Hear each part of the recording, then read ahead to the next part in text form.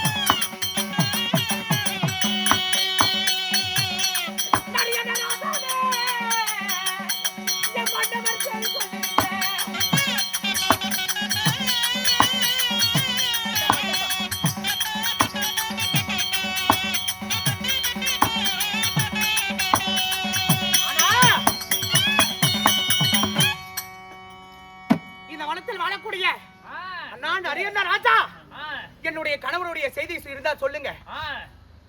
செக்க சிவந்து இருப்பார், செட்டியாரு போல இருப்பாரு. சரிம்மா. அவர்களுடைய ஆனா போகும்போது பார்த்தேன் நரி ஊழத்தான் வைக்கும். அந்த நரி ஊழத்துல ஒரு நயனம் இருக்குது. ஆமா, போகும்போது பார்த்தா வரும்போது பார்க்கல. அதனுடைய நயன பாஷையில சொல்லுது. ஆமா. ஆனா அடுத்த பணம்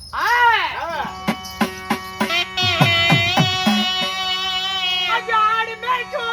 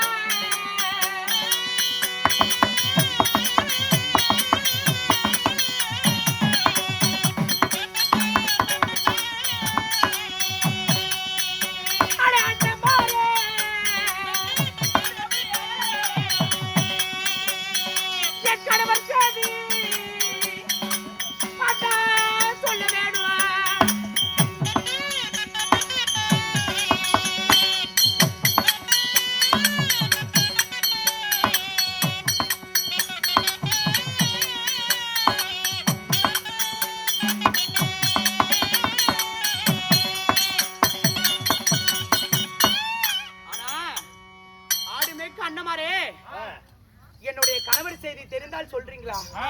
மாடு மேய்க்க அண்ணமாரே, என்னுடைய மன்னவருடைய செய்தி உங்களுக்கு தெரியுமா? அண்ணா, உங்க கணவர்னா அது எப்படி அடையாளம்? எப்படி? செக்க சிவந்து இருப்பார், செட்டியாரு போல இருப்பாரு. அவரை என் கணவர் சென்று 3 நாள் 6 பொழுது ஆகிறது. அவரை பார்த்தீர்களா? ஓ, உங்க கணவர் செய்தி சொல்லணும். ஆமா. அம்மா, நாங்க 1000 பேர் ஆடு மேய்க்கிற பசங்க இருக்கிறோம். ஆனா உங்க மதுரை செய்தி சொல்லணும்னா எங்க 1000 பேத்துக்கும் நீ ஒரு உதவி செய்யணும். ஒரு உதவியா? ஆமா. என்னப்பா? இது பாரு, அனாது பாரு, இது என்ன மரம்? வரதா மரம். என்ன மரம்? இது என்ன மரம்? இது மாமரம். உண்மைதான். இந்த மாமரத்துல 12 வருஷத்துக்கு ஒரு கனி காய்க்கும். ஒரே ஒரு கனி இருக்குது. அந்த மாமரத்துல இருக்கிற மாங்காய மரத்து மேல நீ ஏறாத, சல்லை எடுத்து அறுக்காம கையாலையும் பிக்க கூடாது, கல்லாலையும் அடிக்க கூடாது. அந்தரமா இருக்கிற மாங்காயே தந்திரமா எங்களுக்கு கொடுத்தீங்கன்னா மதுரை செய்தி சொல்லுவாங்க. இல்லைன்னா சொல்ல மாட்டோம். சல்லை எடுத்தும் அறுக்க கூடாது. ஆமா, மரமும் ஏறக்கூடாது, கல் எடுத்து அடிக்க கூடாது, கையாலையும் பறிக்க கூடாது, மரம் ஏறி கையாலையும் பறிக்க கூடாது. ஆமா. அது எப்படிப்பா வரும்? மதுரைக்கு இங்க இருந்து பைக்லயும் போவாம, ஒரு கார்லயும் போவாத, ஒரு சைக்கிள்ல போவாத, ஒரு பஸ்ல போவாத. மதுரை எங்க இருக்குது? 3 ரோஜன காத வழி. 32 மைல் பஸ்ல போவாத, ஒரு வாடகை சைக்கிள்ல போவாத. மதுரை செய்தி இங்க எப்படி உனக்கு வரும்? அப்படியா? பின்ன ஆனா அப்படியாகட்டும். இந்த பத்திரியுடைய தன்மையால அந்த மாங்கடியாகப்பட்டது இதோ பரப்பா உன் கையில்.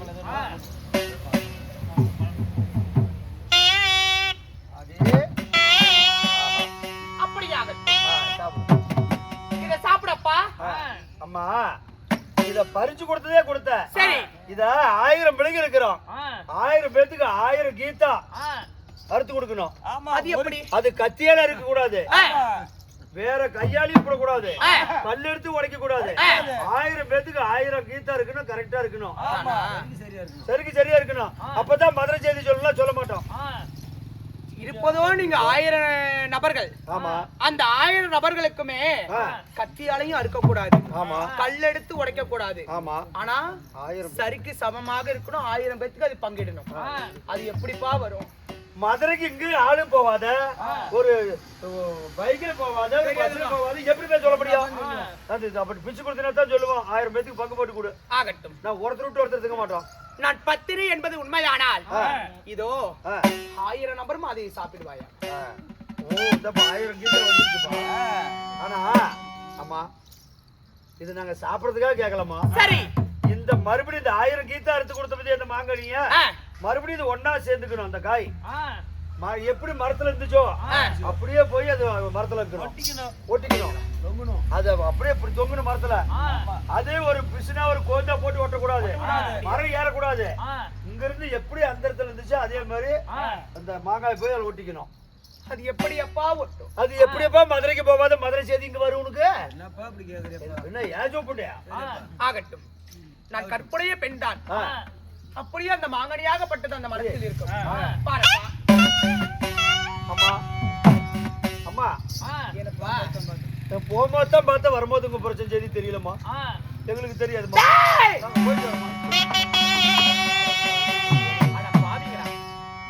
என்னிடம் இவ்வளவு வேலையை வாங்கி கொண்டு என் கணவர் செய்தி தெரியாது.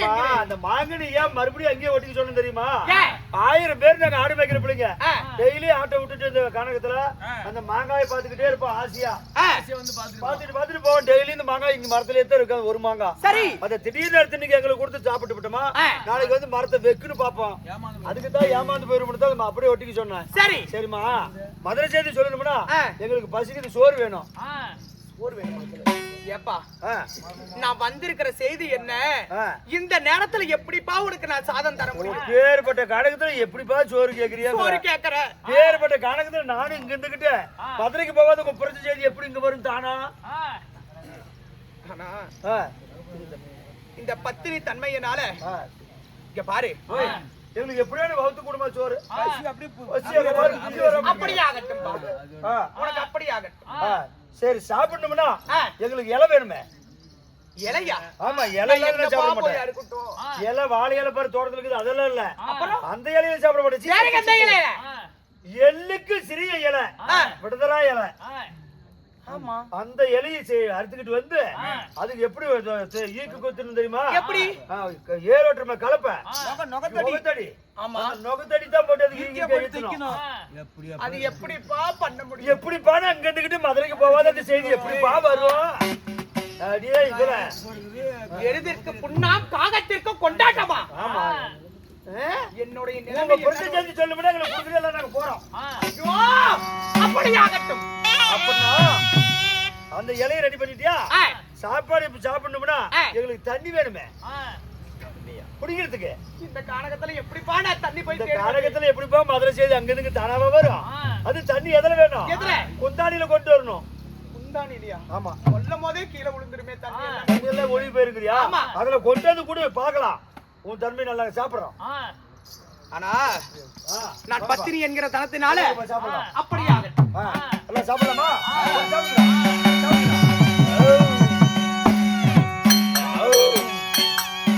அப்பா, இப்பொழுதாவது என் கணவர் செய்தி சொல்லுங்க. இந்த கணவர் செய்தியாவது மதுரை செய்தியாவது போகும்போது பார்த்து வரும்போது பார்க்கல, நாங்க போயிட்டு வரோம். பாவிகளா, என் கணவர் செய்தி, அதாவது என் கணவர் தேடி கொன்றவர்களை நான் பழிவாக சென்றிருக்கும் போது என்னிடத்தில் இவ்வளவு விளையாட்டா? ஆனால் நீங்கள் 1000 நபர்களுமே எப்படி அந்த சாதத்தை உண்ணீர்களோ அத்தனை பேருமே எப்படி வயித்து வலி பிடிக்கணும். வயித்து வலி பிடிச்சு குடிக்கட்டும்.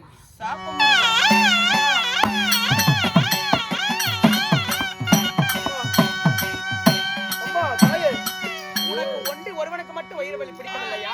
உண்மையாலுமே எனக்கு ஒருத்தருக்கு தான் வகுத்து வலி. 12 மணியில் பிடிச்ச வகுத்து வலிக்கு பாருமாதா சோடி மத்தால போட்டு இந்த 1000 ஆடு மாடு மேய்க்கிற பணியில இந்த ஒரு பையனும் அதுவும் செய்வான், ஒரு மொண்டிக்கால செய்வான். அதனால அவனுக்கு வயிற்று வலி பிடிச்சுக்கிட்டு பட்டாத பாடு போடுறான். அவனை ஒருத்தனை மட்டும் எழுப்பி கொடுமா, அவனுக்கு புண்ணியமா இருக்கும். அப்படியா? ஆமாமா. நான் அதாவது அவருக்கு உயிர் தந்தால் ஆனா என் கணவர் செய்தி சொல்லுவீங்களா? ஆகட்டும். அப்பா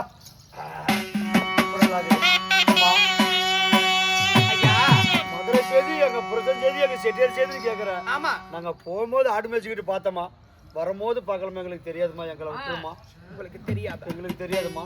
எந்த வழியாக சென்றார் என்று உங்களுக்கு தெரியுமா? இல்லம்மா, போகும்போது பார்த்து இந்த வழியா போனாரு, மதுரை வழியா. வரும்போது அவர் எதுல வந்தாரு போனாருன்னு நாங்க பார்க்கலாமா. ஆகட்டும்.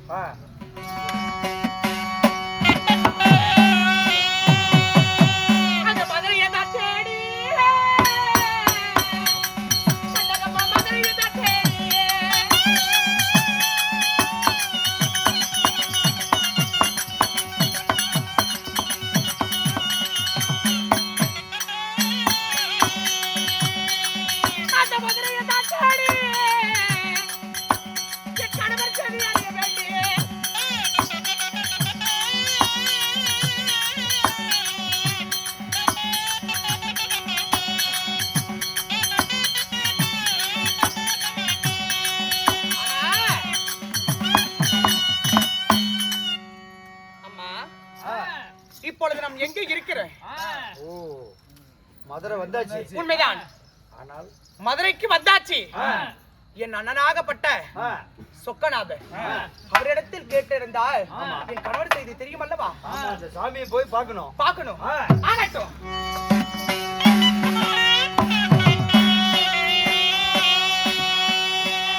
என் கணவரை நீ என்ன செய்த? எங்கள் அண்ணன் சொக்கநாதா. அண்ணா.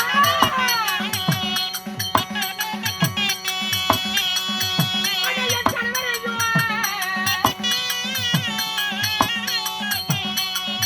அண்ணா, நீ என்ன செய்த? ஓய், எங்கள் அண்ணா. அண்ணா, சொக்கநாதா.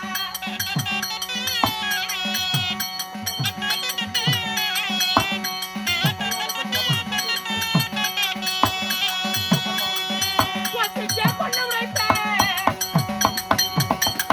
வாய்க்கப்பட்ட முடியெடுப்பேன்.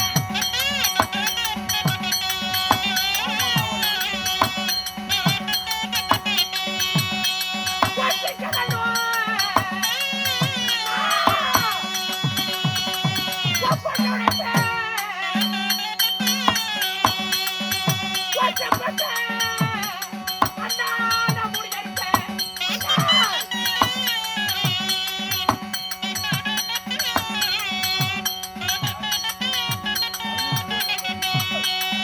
ஐயோ, அண்ணா.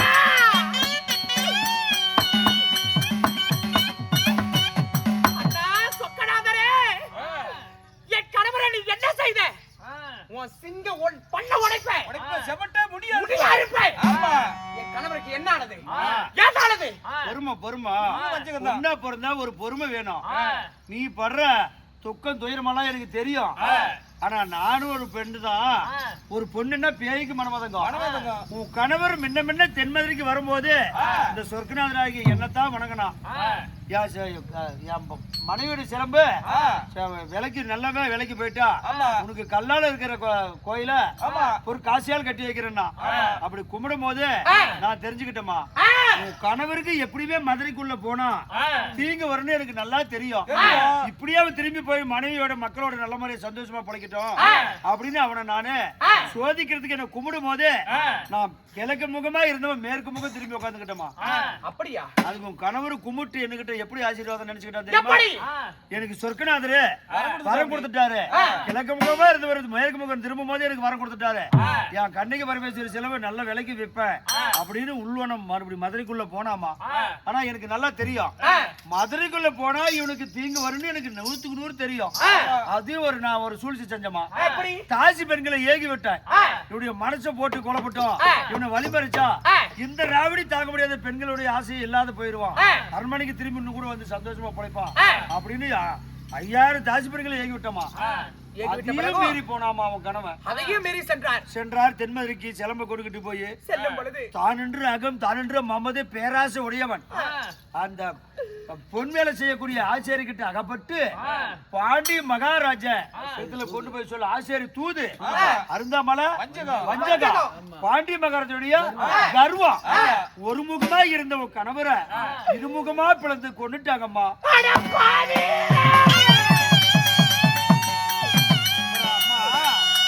அவர் சாகடிக்கும் வரை நீ பார்த்து கொண்டாயா இருந்த? என்னமா செய்ய முடியும்?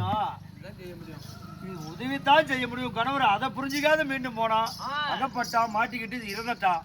ஆனா 5 உசுறு உன் கணவருக்கு. உண்மைதான். 5 உசுறு என் சிபில பிடிச்சு பத்திரமா வச்சுட்டு இருக்கிற 2 உயிர் உனக்கு அனுப்புனேன். தகவல் அடையாளத்துக்காக இறந்துட்டான்னு கண்டு நீ வருவனு. இன்னும் 3 உயிர் என்கிட்ட இருக்குது. சரடு ஊசி தரேன். என் கணவருக்கு உயிர் கொடுக்க வேண்டும். ஆமா, சரடு ஊசி தரமா. 2 முகமா இருக்கிறது நீ தெச்சு உன் பிரச்சனைக்கு உயிர் கொடுத்து உன் பிரச்சனை பேசுமா. மனக்குளிர் பேசு, ஆயத்தொன்னு பேசுமா. அப்படியாக இந்தமா ஊசி சரடு இருப்பா ஊசி.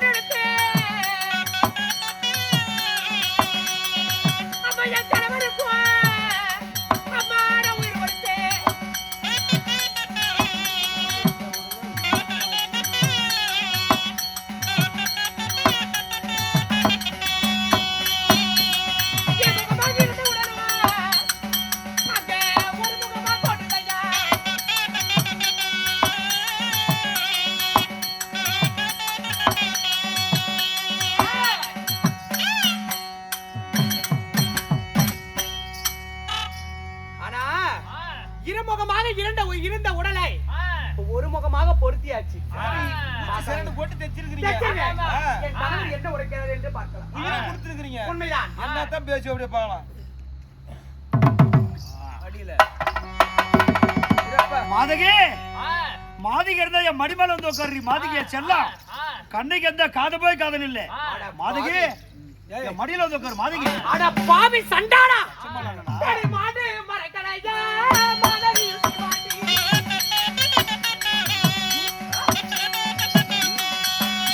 சரி சச்சலோ நீ மரக்கலையா அந்த தேவதாசி அப்பா அந்த பாட்டி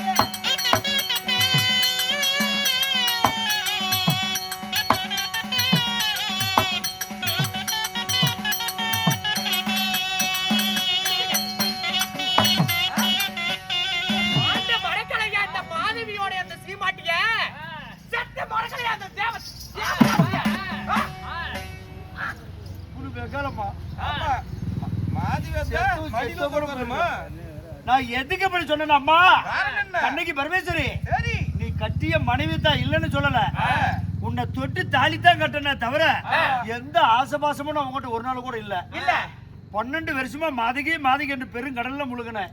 அதனால நீ விதைச்சவ நீ விதைச்சவ நானு. அந்த வெள்ளாமை அறுத்துவ அவ மாதவி. தோட்டம் வச்சது நீ. அதை எரிச்சுக்கிட்டே அது மாதகி. அந்த மாதவி நீ பூ முடி பூவு நீ பூ வச்சவ. ஆமா அவ பூ வைக்காதவ. ஆமா அவதான் பூ வச்சுக்கிட்டுவ. நீ எந்த ஒரு ஆசபாசமும் என்கிட்ட இல்ல. அவ பழுத்தவ. நீ காய் அவ பழம். அவ பழுத்தவ நான் பழுக்காதவளா? நீ எச்சப்படாதவமா.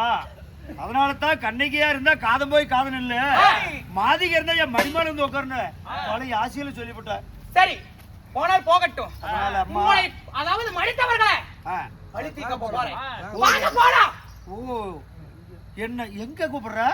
தென்மதுரைக்கு. சே சே சே சே சே கண்ணகி நான் எப்படி எல்லாம் வாழ்ந்தவன். நான் மறவன் திருட குறவன் என்று அகப்பட்டு நான் செத்த உயிர் பலித்த அந்த சீமை ஏற்றுக்கொள்ளுமா? மாண்டவன் உயிர் பலித்த வையகை ஏற்றுக்கொள்ளுமா? நான் செத்தவன் செத்தே போயிடுறமா. செட்டியார் பரம்பரை பிறந்தா நாங்க ஏதோ ஒரு லட்சியத்தோட தான் பிறப்போம். நான் பிறந்து வாழ்ந்த இப்படின்ற கேள்வி இல்ல. நான் செத்தவன் செத்தே போடுறேன். இந்த சரடம் இந்த நூலை உருவிட்டு போ. நீ போய் மதுரை பள்ளியடி உன்னாலதான் முடியும். நீ பத்தினி கற்பு கரசினி உன்னாலதான் முடியும். அந்த தென்மதுரையே தூள் தூளாக்கிட்டு வாமா. சீக்கிரம் சரடு உருவு உருவா.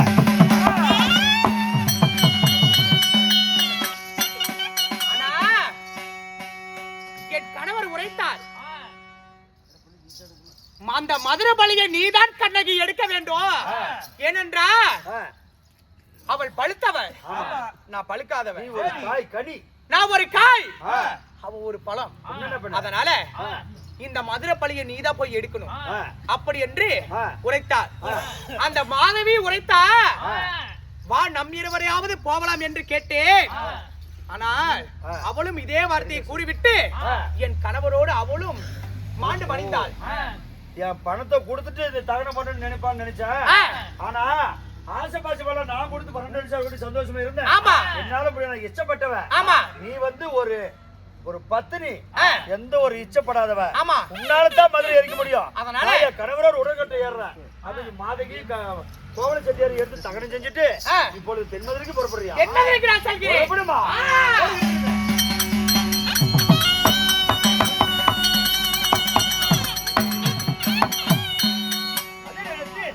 அம்மனாகப்பட்ட கண்ணுக்கு வருவது சரி. கோபத்தோடு தென்மதுரை திரும்பி போது மதுரை ஆண்டு வரக்கூடிய மகாபால பாண்டிய மகரத்தில் சபைக்கு வருவது கண்டா